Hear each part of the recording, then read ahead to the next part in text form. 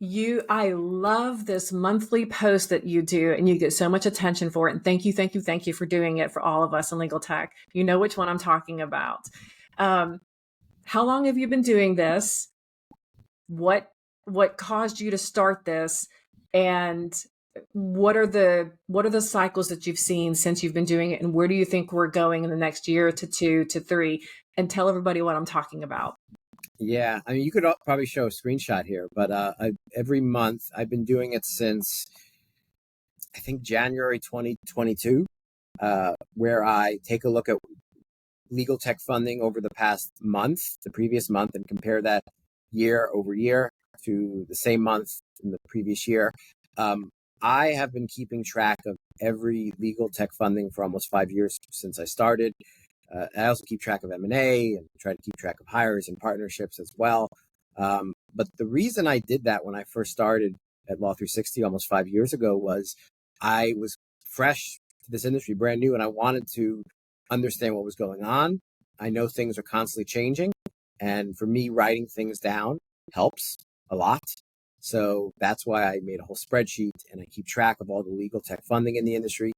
And so after the first year doing that, I noticed that in 2022, the funding was starting to decline. It was different than what I noticed in 2021. So I started doing these monthly posts that you alluded to on social media, where I compare funding month over month and see any trends that are happening. And it's a very popular post. I still do those every month.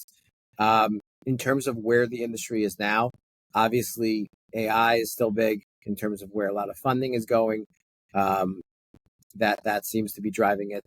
The past year has been great. We've seen a lot of funding this past year. Last year was a record-breaking.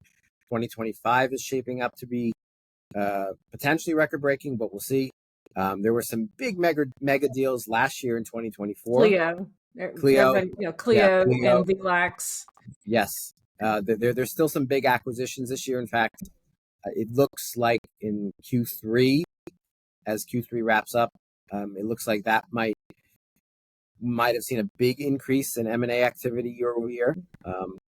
So there seems to be a lot more consolidation right now, for sure. In terms of where things are going, I don't like to look too far ahead unless I use machine learning or some algorithm. I don't like to look too far ahead. But I do think right now you're seeing a lot of vendors who are taking on debt. And something has to be done with that in the next few years, that's for sure. And then some of the big rounds that have been raised in legal tech this year, those vendors want repayment, or they want an IPO, or they want to get acquired. And so, or that startup might shut down, as we've seen as well. So something is going to happen in the next 3 to 4 years to a lot of the vendors who have taken money in the past year or two. Either they're going to keep growing, get more investor money, either they're going to get acquired, maybe someone might IPO, or they might shut down, some of the smaller ones in particular, who don't have too many clients. But that's kind of where I see it. And I do enjoy making those posts. I know a lot of people like those posts I do every month. And I'm glad people are finding value in it as well.